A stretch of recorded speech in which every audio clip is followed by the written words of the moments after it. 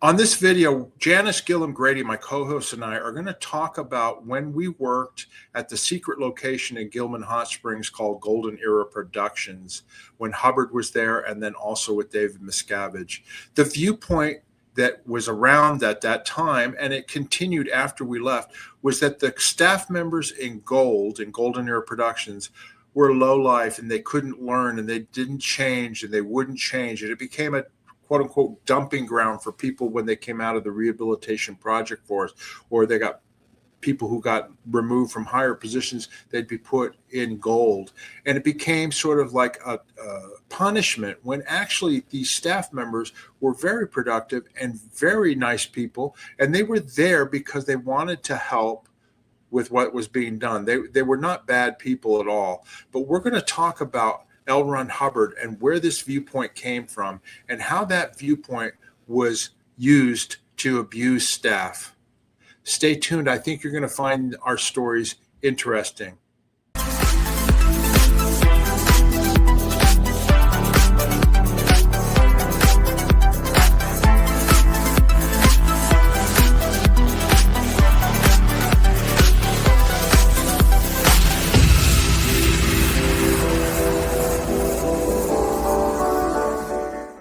Hello, everybody. Welcome to our channel, Scientology Peeling the Onion. My name's Mark Fisher, and I'm here with my co-host, Janis, Gillham, Grady. How you doing today, Janis? Good, Mark. Good day, everyone, and welcome to our show. We got some interesting stories to tell today. It's just going to be Mark and I. That's right. And I actually want to start it off that I got the idea for this show based off of somebody, a viewer of ours, who I'm not going to name, contacted us, who used to work at Golden Era Productions in Gillman Hot Springs at the secret base that you and I, of course, lived at and worked at for many years, and then we left in 1990. And they mentioned some things that, from the point of view of a gold staff member, it was something that made me realize that it reminded me of something that I remembered, which was that people in the Golden Era Productions or in the gold staff in that area, they were looked down upon by, L. Ron Hubbard and David Miscavige and senior people. And the viewpoint was pushed down that gold was basically a dumping ground for staff that were in trouble or staff that got busted from their post or came out of the rehabilitation project force, and that they would never change, that they couldn't change. They always produced bad products, and they were not very productive. And that was never my feelings about the staff in Golden Era Productions when I dealt with them, and I dealt with them a lot. I don't remember ever trying to mistreat or get angry with somebody in Golden Era Productions. But memory is a funny thing. I've had a couple of people that I've been in contact with over the years that reminded me that maybe I did say something angry towards them or got upset with them over something, and so I apologize because it's not something I remember because that was not my personality. I always dealt people with gold with respect, whether they were in the kitchen cooking or they were cleaners or whatever they were doing. They were just people who were on the same team as we were, trying to quote unquote clear the planet. Do you know what I mean? So I thought it'd be interesting to do a show. We could talk a little bit more about how that viewpoint came about, Janis. Yeah, that's a very interesting point, because also, Mark, you've got to realize that everyone that went up to gold was top, with cream of the crop. They'd all gone through these high security clearances and background checks, and they were supposed to be the top Sea Org members that showed up at gold. Because I know back in 1977, a long time ago, but I remember back then when I was the commanding officer of the Commodore's Messenger Org in Clearwater at the time, and I'd get telexes from Hubbard asking me to get some staff for him and send them up to what was called Special Unit, or it was called Over the Rainbow, and it was located in Linta, California. And so I had to extract people out of there, out of the Flag Land Base, and in the middle of the night, send them over to California, and no one would know that they're gone. And they were all, top-notch people, and checked out by the Guardian's office as well. And then that's how we originally started manning up SU.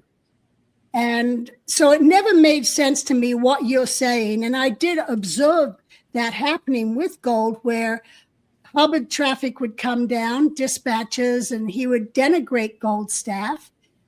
No matter what they did, there was a denigration there. And I know that carried over to various different executives. And even your wife was the watchdog committee member for gold. And she used to be in trouble all the time because gold didn't produce this or didn't produce that.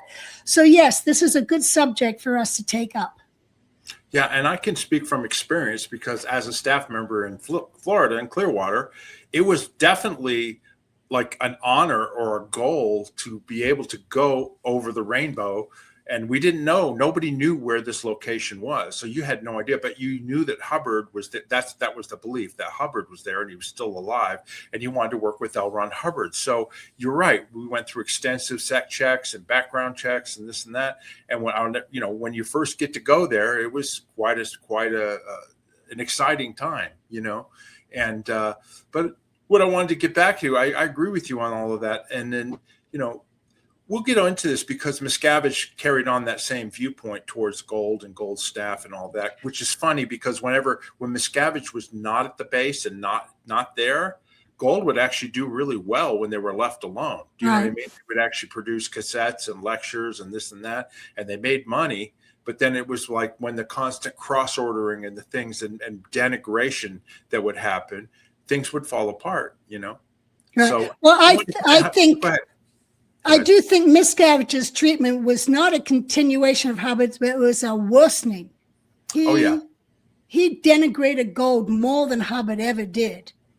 And, and I felt for those poor staff members because they were good people. I'd worked to get a lot of them up there at various times, especially when we were manning up Linta. Yeah. It's funny you mentioned that too about Miscavige making it worse. After we left, the order came down that if a staff member in Religious Technology Center or in the Commodore's Messenger Org was married to somebody in gold, they had to get a divorce. That was ordered. They could not be married. That was crazy. That is none of anybody's business as to who you're married to or who you want to date. That's that's never until Miscavige took over, never had that ever been a consideration. Yeah, you were basically given the choice. Either you divorce that person or we'll send the two of you off to some faraway place, to work at an organization in Perth, Australia, which was the smallest place and furthest away from the base. And of course, that was no choice to a dedicated Sea Org member. But, it's crazy. Yeah, well, they even tried that with Paul and I. When they were offloading me, they were trying to get Paul to divorce me. And he refused to, but then other things happened. We'll cover that in another story. And I got pulled back from being offloaded, but he never divorced me. But that is something DM was big on, is getting people separated. Yeah. Anyway, so this story I'm sure we're going to go into how it actually begins earlier than 1977, 78. But we'll start with L. Ron Hubbard at Linta, which was that was the code name. It was the Linta location. And why don't you tell people about, what happened with the staff there? Okay. Well, Linta was originally set up at the end of 1976 after LRH. He was in Clearwater in the early 76, and then he took off, and we've covered that story before, and he went to Washington, D.C. Then he went to California and was there for a bit in the L.A. County area while the Guardian's office was purchasing some property out in Linta. And then and he needed people to renovate that and get it ready for him and to move there and man it up. So when I ended up in Clearwater at the very end of 76, Hubbard started using me to help man the place up. So I would vet people that were at the Flag Land Base, and in the middle of the night, I would take them to the airport and send them off. And I did not get to go there until April of 77. So there were several months there where I knew everyone that was there because I was manning it from Clearwater. when I arrived in April 77, I was surprised to see Ron Clifford and Gary Weesey. They'd both been commanding officers of WHQ, Winter Headquarters is what it was called. And this is when the sweat out program first came about, because Ron Clifford had been in charge of SU, and LRH got mad at him, found out he'd done LSD, and that's when he came up with the sweat out program. And Clifford was running everywhere in a sweatsuit, plastic rubber, and Gary Weesey then replaced him. And then Gary got in trouble because it came up in a set check that Gary was thinking of writing a book. And so Gary ends up busted. And I arrive, and I'm only there for a week before I'm sent off to LA to go and recruit some auditors. They had to be class 6 or above because LRH wanted to smooth them out and train them up some more. So then when I came back, these are people that I had recruited, or I put them there. So I had felt this responsibility for them. And I would just see this attack on them for various stupid things. Even, the groundskeeper, Steve Irwin, he had instructions from Hubbard on what to do with the citrus trees. And so Steve got the package and got the product and did what it said. Hubbard came down and was mad at Steve, saying he didn't do it right per his directions. Well, Steve's like, well, I did it per the directions on the box. And that's when Hubbard took a swing at him. And, and so here's a person who signed a billion-year contract. He's dedicated. He's handling the grounds where he wanted to be an auditor, but here he is. He's doing his job to be a part of the group and show loyalty. And he's getting swung at and yelled and screamed at because of where he put the nutrients for the citrus trees. And I'm like, this is not going right here. Right. And then when I come back from the recruitment mission, I'm then back on the messenger watches, and then the GO raid happens. The FBI raids the Guardian's office, and Hubbard takes off. So then Mary Sue's in charge, and everything's kind of smooth. And the only person at the base being abused is Kimmer Douglas. And Mary Sue had it out for her in the Guardian's office, and no one was to talk to her. But everyone else was treated with decency, and we had liberty every day. And, we had longer hours for sleep and personal time. And no one yelled at anyone type of thing. It was like real smooth, where when Hubbard was there, the pressure was on. Then Hubbard comes back, and we're now going to do movies. And so all the crew, have to, at first the idea was Hubbard was going to do it with the messengers. And then Stu Moreau comes up with the idea of let's have everyone double hat, do their regular job, plus do the movies. So you're not talking that Hubbard's shoot crew are people who had no movie experience whatsoever. Right. And so the movie sets again became an interpolating environment with a lot of yelling and screaming going on and denigration. And it then became my job. Though I was a messenger, somehow Hubbard knew I could get personnel.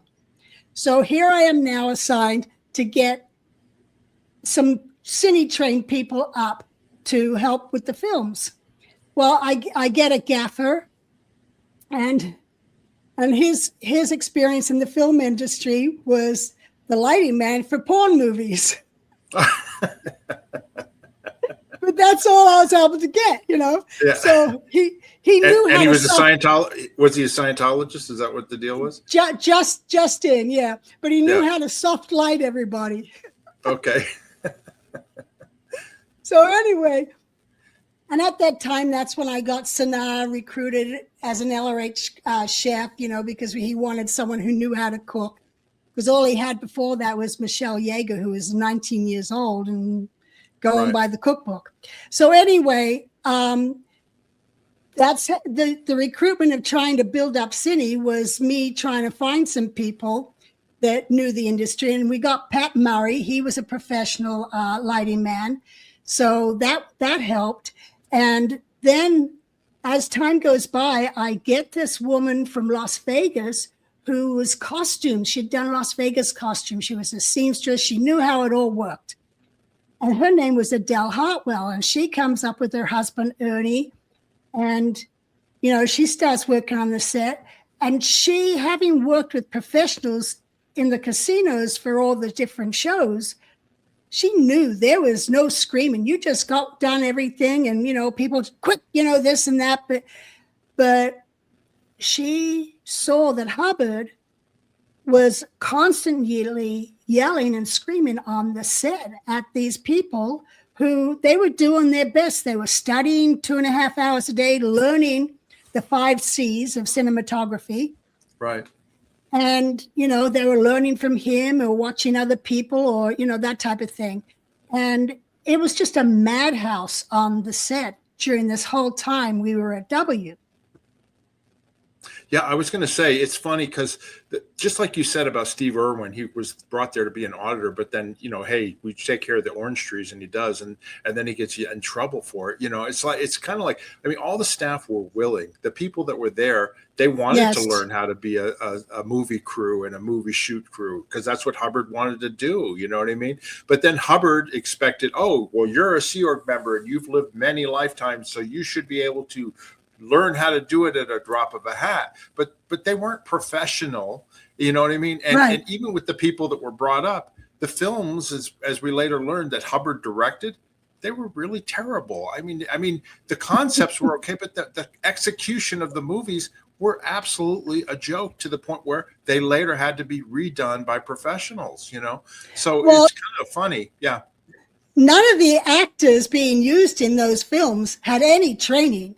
None. They were staff. I mean, I remember the tone scale film. Hubbard directed that, and I got to do Enthusiasm, you know, and Didi got to do anyway, whatever. I remember your sister Terry did Action, and she's acting like she's playing ping pong. Right. But none of us knew what we were doing. No. And then when we were doing the one film that was supposed to be in Africa, Hubbard had gotten mad at one of the messengers because they messed up on some edits in the script. And so he decided to penalize all the messengers. And he took the script and changed the script and wrote in, to try and denigrate us, he tried to make us pickaninnies in the film. And so Laurel Watson and Dee Dee got to be dressed up as pickaninnies peeking in through a window. I got turned into a laundry lady, and they stuffed cotton wool up my nose, and they you know, covered up my hair, and I was painted all black with makeup and stuff as the laundry lady. Yeah, blackface is what it was called. Yeah. And this was supposed to be like an insult or a denigration by having us act these parts in the movie. And then things just kept getting worse and worse, to the point now we've got the List One RS campaign going, where people were getting in trouble and accused of having evil purposes against Hubbard or Mary Sue and Scientology, and they started going to the RPF. And this was just for a read, a needle motion on an e-meter, that now people were getting in trouble. It wasn't even whether they did something wrong or not, and it became a total witch hunt. Right. And I kept thinking, you know, these are people who have dedicated their lives to Scientology and the purpose of Scientology, and loyal to Hubbard, but they're being treated like this. And later on, I'll cover more of how this went into the ship, and I'll give you a chance to talk. Yeah. Well, I was going to say, you know, it's really something that, you know, Hubbard expected this crew to, you know, just be able to shoot movies, you know, at a drop of a hat. And it's actually a very professional thing that gets done in Hollywood and other places. I mean, there's quite a bit of study and involvement that was needed. Hubbard even wrote cine executive directives, you know, of different training things that he wanted them to learn and stuff. And I later, when I was working for Miscavige, you know, when Hubbard was gone, I actually put them together into training course packs for the different production areas in the cine at Golden Era Studios for them to study and to be able to learn them. But Hubbard basically he just came to the conclusion that these people were untrainable and stuff, and that's where what he did, the world out of communication evaluation, which later became Key to Life, which basically Key to Life was learning small and basic words and clearing them, and then learning grammar so that you could communicate properly. And then what became Superpower and is now released to the public was actually developed by Hubbard for staff in order to get them so that they could basically learn and be able to do what they needed to be able to do to clear the planet. And that's where Superpower came from, right? Yeah. And you had people getting the false purpose rundown to get them on purpose for their job. But that wasn't working because people would find out, well, why am I doing this job? I'm trained over here, and this is what I want to do. Yeah. Yeah, and it's funny. And the thing is that, Hubbard came up with Key to Life. It took years for it to be piloted to come out. And matter of fact, he was already in hiding, gone in hiding when it actually was developed. And it actually wasn't even, the staff were able to do it, before Hubbard died and all that, but it wasn't released to the public until around the time we left in 1990. It took 12 years in order to get that together and out. Superpower, we didn't even get to do Superpower. The only part of Superpower that I remember doing was the running program where we had to run around a pole 12 hours a day. You know what I mean? And because of me. Now this is all part of, a higher level that they sell in Clearwater to paying public up in the top of the delivery building, So he never even got to even see this to quote unquote help the staff. But in actuality, the staff just needed to be trained, because after all of that time or whatever, it wasn't until after Hubbard died that Miscavige finally went, oh, well, we'll spend some money and hire professional actors first, right? And then it became, we need a director, because we would go through Sea Org members who didn't know much about directing. And the product that was being produced was better, but it still was not Hollywood quality. And it wasn't until they hired a professional Scientologist, our friend Mitch Brisker, who was a professional who did, movies and TV shows and commercials and things like that, that the quality actually improved. And this is after we left, because then they started bringing in other professionals for the different areas and stuff, and they were able to improve it. And Miscavige actually decided, we got to spend money now and build a bigger studio and this and that. So Hubbard was wrong from the very get-go that these people should be able to do it from the get-go, right? Right. But, I remember when Hubbard was gone, he had already done a lot of the films. There was like 10 films he'd been working on, had them all in the can, had a lot of them being edited. And from afar, he was working on trying to get those wrapped up. And it was a whole game being played at Gold called the 10 Films. Right. And so once they got all those done and edited and sent up to Hubbard, I guess I was already in trouble or off the lines or doing something. But I remember I'd hear little things around the base, and David Rousseau and Claire Rousseau both ended up going to the RPF, and these films, though Hubbard was the director on all those films, when Hubbard saw them, he said they were a total degrade, and he was very mad at him. And I'm thinking, well, wait a minute. I was there when he was directing these films. He was the director. Yeah. And then when the films would come up to, check them after developing and so forth, he was checking them then. So what changed in his head between then and now? But anyway, heads rolled because these 10 films were not good enough. Right. It was always the staff's fault. It was always the staff's fault in Gold, which later became Gold. They were the Cine Org first, and then they were Gold. But it was always, oh, they're terrible. They can't learn anything. They can't do anything, Yeah. Well, it was around 81, I think it was. My brother had done all the pricing for different products that Gold put out. And in that pricing, he worked in a bonus system so that the crew could get paid bonuses for their products, you know? And then it came out, Gold, no bonuses for Gold. They're just a bunch of, you know, DBs, which is degraded being. It's a Scientology term. Right. So what my brother did is he decided some way he was going to get the crew paid something. So he took the bonus money, which he'd been stashing, and he bought silver and had silver coins made up.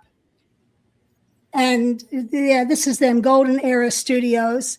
And what he did is he decided he was going to leave. He wasn't going to route out because he knew, you know, he'd be stopped.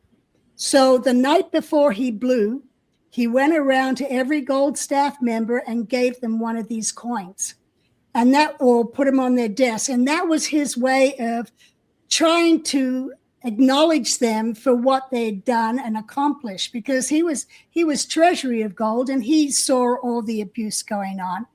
And so this is his way to try and acknowledge people for what they'd done. Yeah, well, but you can even see on the back of the coin, it says 10 films accomplished or released, and it was in 1981, and it was supposed to be an acknowledgement to the Gold crew for having achieved that. Yeah, and he'd gotten no one's approval or anything. He just did that on his own so that people would get some sort of acknowledgement or something to have as a memoir from those days. Now, didn't he get in trouble for doing that? I mean, was he accused of stealing or anything like that after he left? Because he left, and they're like, you stole all this money that, you know. After he left, it was Miscavige that was coming after him. Mm-hmm. And my brother was like, he didn't care anymore. He was so done and fed up. You know, he didn't want to be there in the first place. Well, you know, none of us agreed to it in the first place. We just were there because our mother had joined. But yeah. So my brother was just, I'm done. You know, these people deserve to be acknowledged, and I'm out of here. Yeah. Anyway, so Hubbard, then he left, obviously, like you said, and went into hiding from Hemet. Like he actually shot some of the films or whatever at the Gold base at Gillham Hot Springs after it was purchased. We've gone into that before. Yeah. And he was living in Hemet, and then he got the word he needed to hightail it, and he went with Pat and Annie Broker, and he was never to be seen again. But they were in communication with him all the time. And Cindy was being told, get your feet wet and do these different video productions so they wouldn't waste film, and they wouldn't do this and they wouldn't do that. And they would be sent to him somehow, and he'd look at them and, oh, they're suck and they're not good, or you need a new director or whatever. He was always critical, and he was always the viewpoint from the dispatches that he would write down. Like, these people never change in Gold. And of course, Miscavige, who would answer some of these things, he would push that line, like, oh yes, sir, you're right. They're incorrigible. They can't learn anything, but here's what I'm going to do to try and handle it. And they're eating on rice and beans or whatever. I sent this person to the rehabilitation whatever, to make him look good, that he was doing something about it. But I did notice, it was one thing I realized, I mentioned this to you earlier, is that not many people, when Hubbard wrote down somebody's viewpoint, would go like, sir, you know, that's actually not correct. This is what's really going on. You know what I mean? They would just go along with the flow and agree with Hubbard, when, you know, and it just kept that fixed idea, that viewpoint there in space for people, you know? Right. Well, you know, the sad thing is Mary Sue very much used to do that job. When Hubbard would get mad about something, Mary Sue would come in and try and calm him down. And then she'd say, don't worry, I'll handle it. Or one of the messengers would jump in and they'll be handling it. But she would become a sounding board for him. And she used to back him off from his treatment of the staff. She used to push on him. Wait a minute, why are you being so heavy on these people?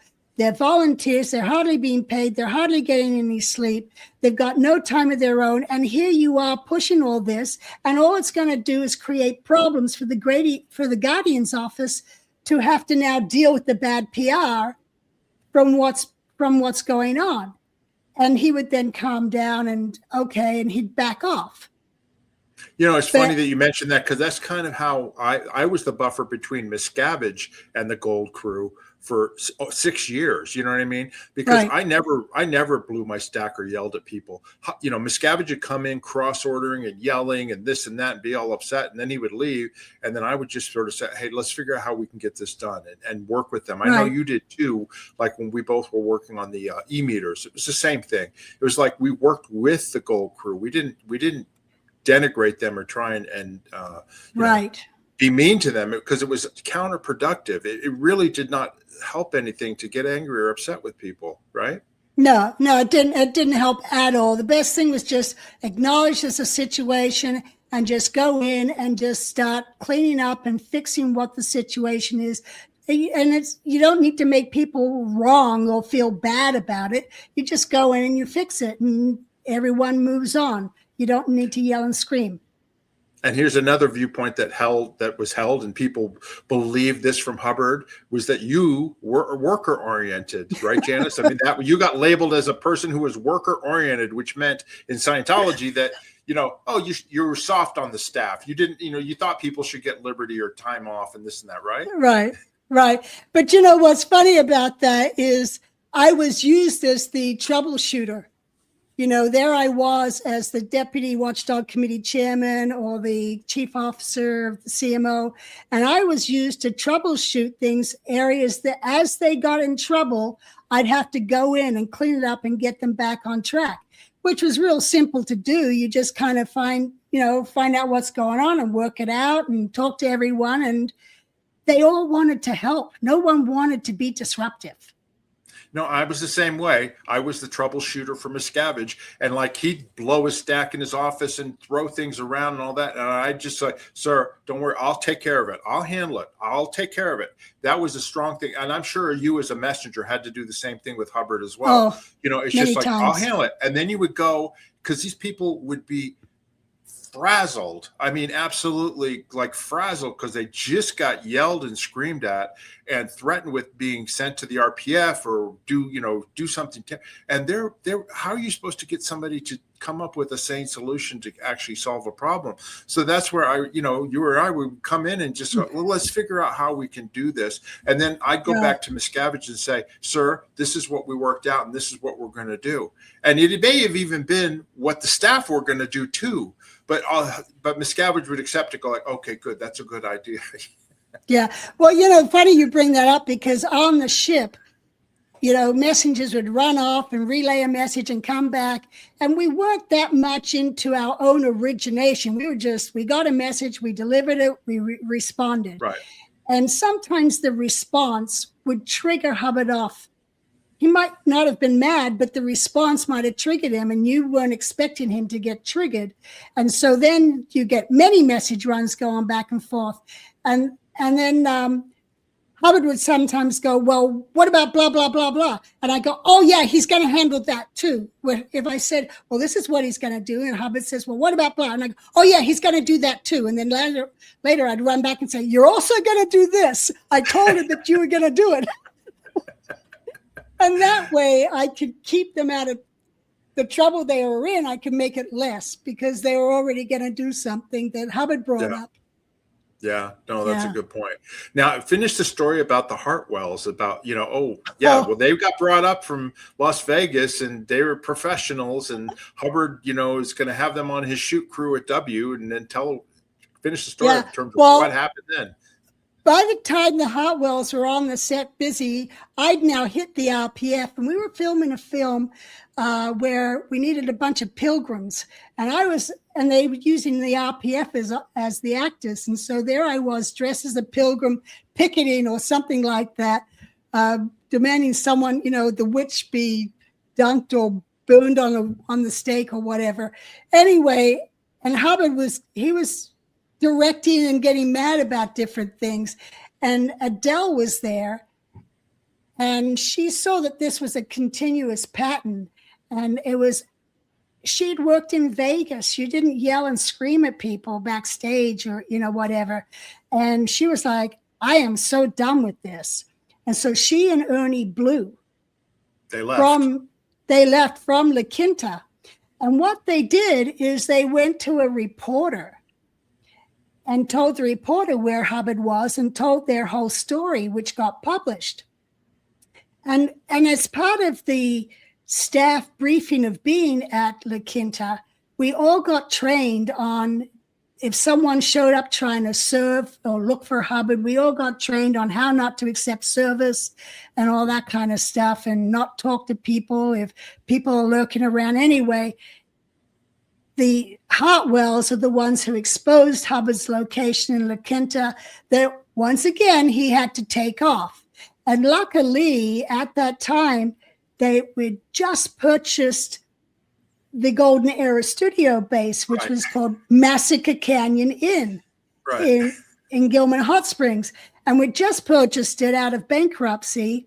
And so Hubbard he went off to Lake Elsinore or something and stayed there for a while it was being set up. The apartments that we called X was set up in Hemet. And then the crew were all moved from one base to another, and then got reestablished. And so then Hubbard would go from X in Hemet. John Brousseau was his driver, and John would drive us in the black van with Hubbard, and we'd go to the base. And in the upper reservoir, we'd set that up as a movie studio, while another studio was being built called the Gym. And so filming continued there. And it wasn't. I was going to ask you though, but the Hartwells, did that reporter that they saw, didn't he show up at La Quinta? Did he actually show up looking for Hubbard, right? Yes. Yeah, he came. And showed this up was a looking for Hubbard. completely secret location. I mean, completely secret. And all of a sudden, because he was upset with these people and they left, oh my God, the reporter he just blew his own location. He had to leave again because of his own way he treated people, Yeah, right. And you got to realize, when we were in La Quinta, there was the La Quinta Hotel, and then there was maybe 5 houses and a horse riding stables where the La Quinta guests used to be, and that was pretty much it. So just desert and date trees. Just desert, yeah. But it was very private. So for a reporter to show up, where everyone's going to notice that, because it's not someone from the hotel. That reporter was there for a specific reason. I mean, our security was so tight that, we always had a guard. We had 5 Datsuns. They were green Datsuns. They all had the same license plate, except for one number was changed on each license plate, so that people would think it was the same car. And not that we had 5 different cars coming and going. But, security was pretty tight there. Yeah. Well, I was going to mention going forward, though, in terms of at Gold, once we were at Gillham Hot Springs and Hubbard was in hiding before he passed away or anything like that, the idea was to get the Gold crew trained up, so they could shoot movies, so that when he got an all clear, he could come back and do his work at Gillham Hot Springs. And I was setting up the spaces and the audio lines and things like that. We were getting all that stuff prepared and all, right? And in actuality, Miscavige spent a lot of time in Los Angeles working on the legal stuff. And like I mentioned earlier, when he was not there at the base, because he was not the chairman of the board of religious, he was a messenger, special projects ops sort of, but he was the communication line to Hubbard via Pat Broker. He was the communication line. That was the only way to get communications to Hubbard at the time. And so basically he would send up the reports or whatever was going on. But when Miscavige was away from the base, and I know you know this too, all of a sudden everybody got productive and everything went well. Like literally they could they could mix lectures and get them approved, and they could shoot different scenes and videos and stuff. And then when Miscavige would come, he'd look at them and they'd be approved. It's just when Miscavige physically would come to the base for a long period of time, he would just run around like a madman, issuing cross orders and upsetting people. And then nothing got done and things fell apart. And so it's really funny that when he was away, things got done, and when he was there, they didn't. Yeah. They also had the city messengers who were working with the Gold crew and so forth. Yeah. And these were messengers that were newly trained, and they'd never met Hubbard either. But they were trained to not react and invalidate. They was just working with people to get things done. Exactly. Now, Hubbard came up, though, with an idea because Miscavige, everybody's going like, oh, gold's terrible. They can't do this. They can't do that. And he came up with what was called the team share system that we're going to talk about briefly here. He came up with this team share system in Golden Era Productions, and that's an actual team share card.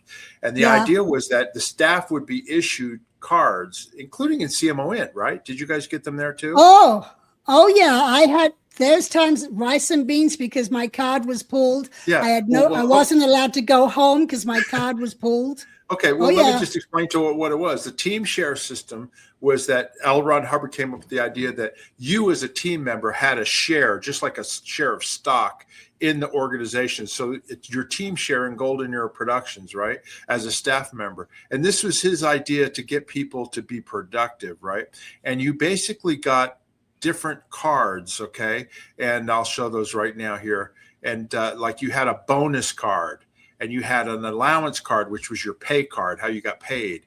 And you had a chow card, which was your food, right? And a birthing card, which meant where you lived. And those were the cards, right?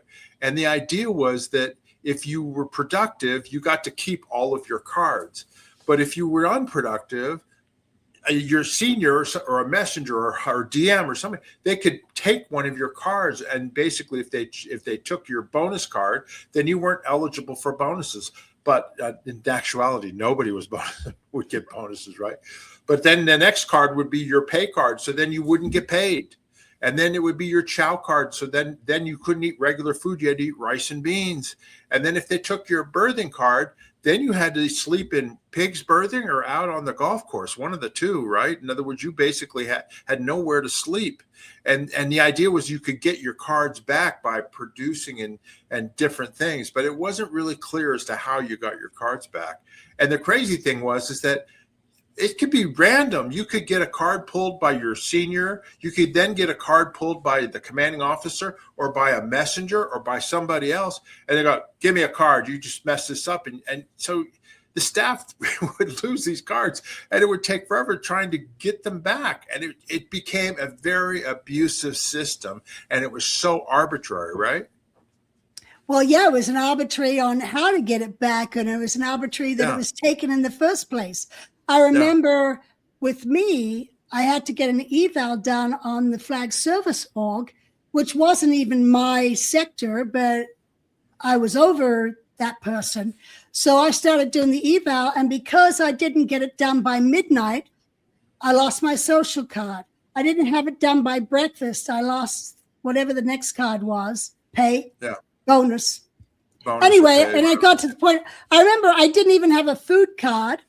And so Tom Heil would go on his way home, he'd go pick up some Hot Pockets for me so I could just go and heat up some Hot Pockets and get some food because now I had no food. And then I had no birthing card.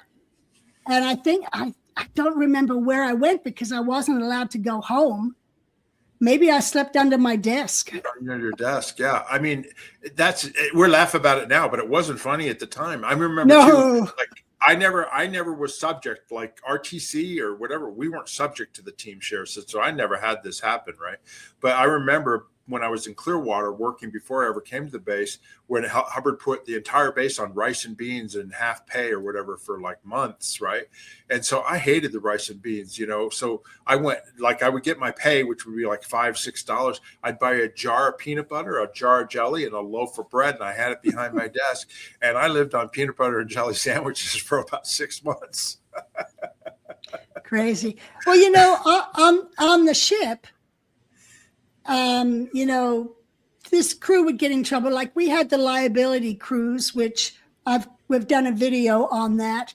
And there's times where things wouldn't get done and we'd all be on rice and beans. Or there were times Hubbard would he'd talk to one of the messengers and find out what they had for dinner. And then he's like, a whole message series would be happening going down to the chief cook and between Hubbard and the chief cook on why is the food so bad, and he then might establish it's the purchasing. So then the whole purchasing line changes and he orders that we get food to come in from Rotterdam rather than eating food from the local Moroccan country that we're in or whatever. So there was times where Hubbard would see things that were wrong and work to improve those for the crew. And he even did that with bonuses, where it's like, okay, it's time, everyone started getting bonuses. And he worked out a whole bonus system, and everyone started getting bonuses, and morale was high. And then certain things weren't done that he wanted done. So then the bonuses get cut, maybe a month later. So, but it was a constant, you get it, then it's taken away. You get it, it's taken away. And that's kind of how it was on the ship. And then the RPF comes about, or, you're on the deck project force, and then you're back on post and back on the deck project force for cleanup.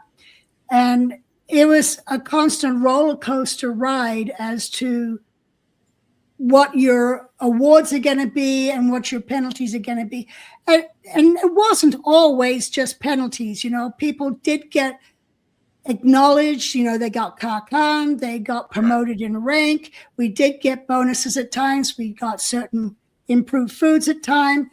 We had, anytime we had an excuse for a party, we did have parties.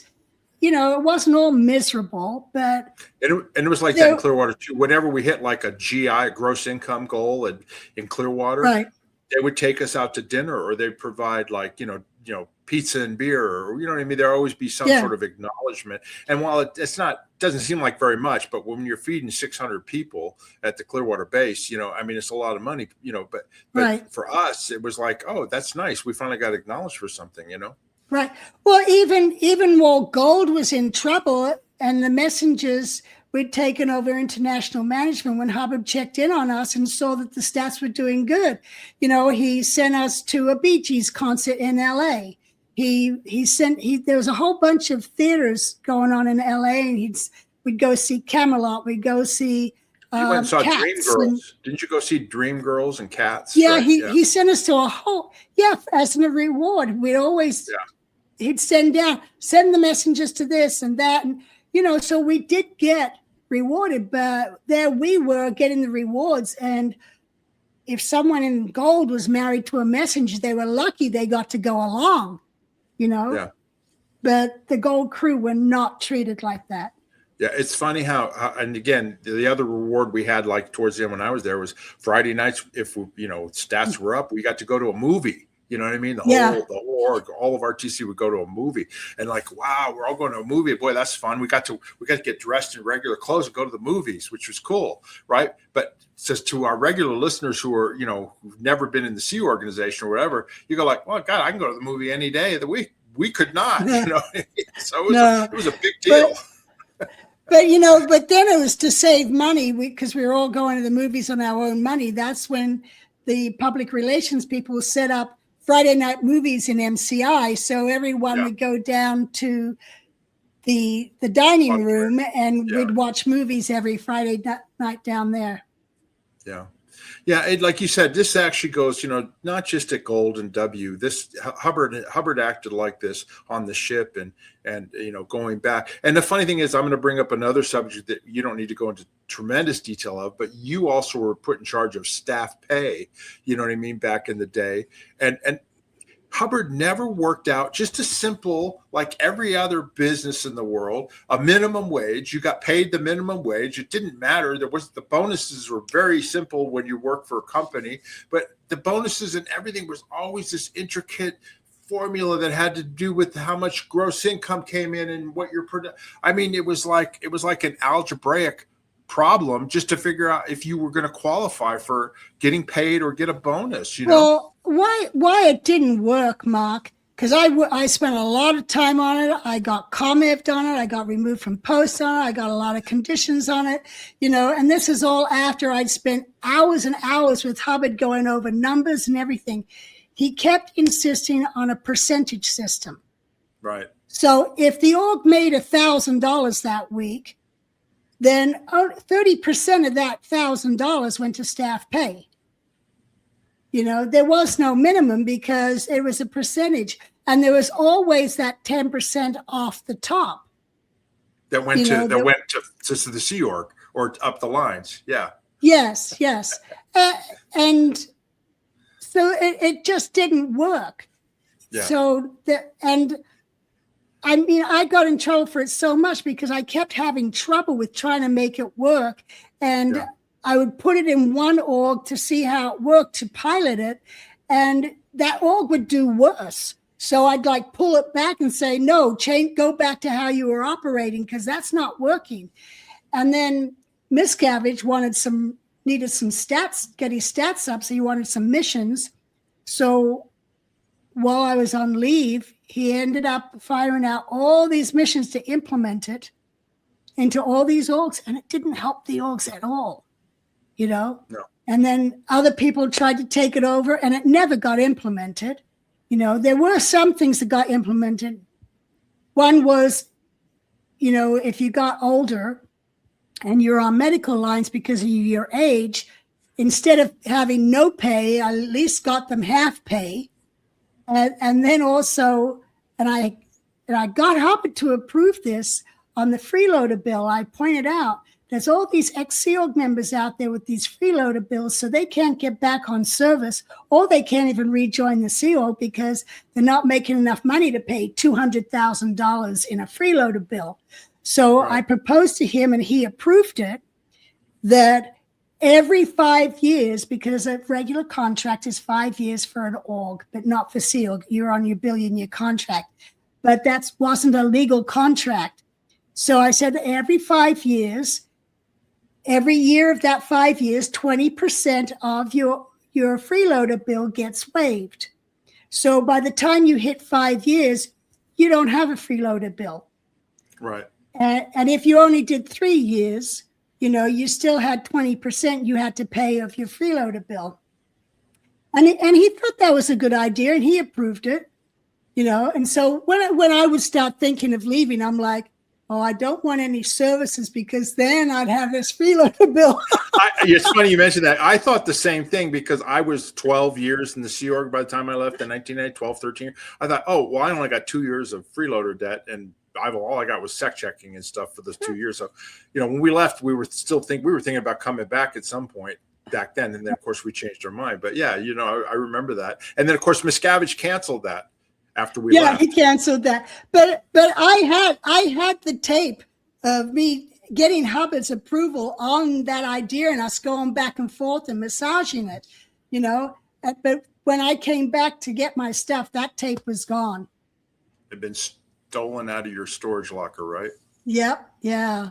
Well, I just wanted to, I think we've covered this pretty good. I just wanted to mention, the fact, one thing that too is that, they had a master at arms too for the team share system in Gold, and all their job was to go around and pull the cards and stuff like that, which is crazy. But I just wanted to mention that, like I said, if you knew me in the Sea Org, and probably Janis the same way, if you knew us, and if we were mean or upset at you or something, we apologize, okay? Because the stress and that we would be under as well. But I don't recall doing that to too many people, if at all, And right. So, but you don't be afraid to communicate with us. We don't hold any grudges or anything towards people that have left who were, in the Sea Org or worked in staff with us, right? Right. And I do want to bring up, if you're out there and you hire an ex-Sea Org member and they ask permission to go to the bathroom, it's because they've been trained to tell someone where they are at all times. That's right. It's part of that Scientology, indoctrination, And, like you said, when you left the Sea Org and it's 5 o'clock came around at work, and we're at work and people are going home, you're going like, well, we still got more work to do. What are they doing? Very different attitude. Very different attitude. Yeah. Exactly.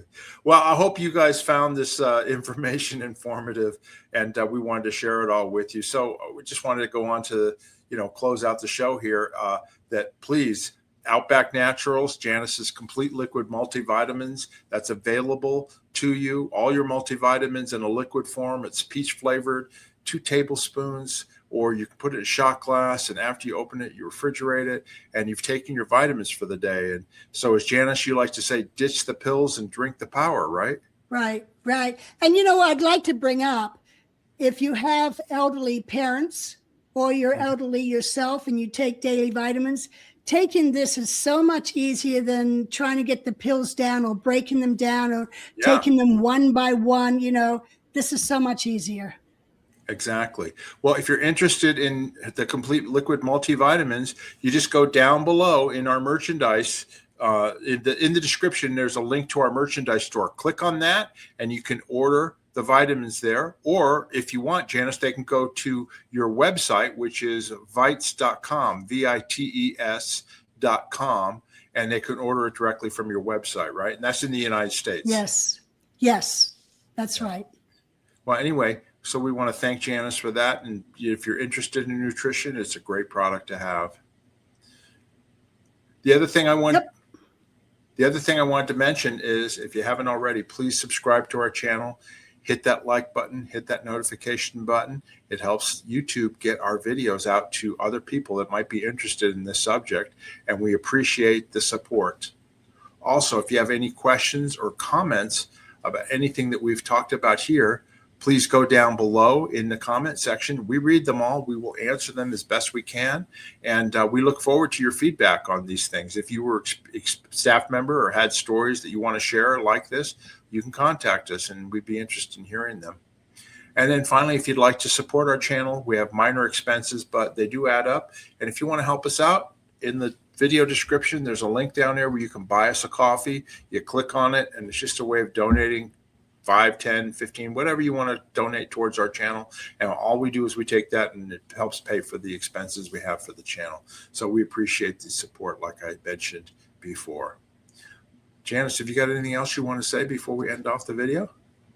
Yeah, I laugh because I'm rejecting half the stuff that we're talking about.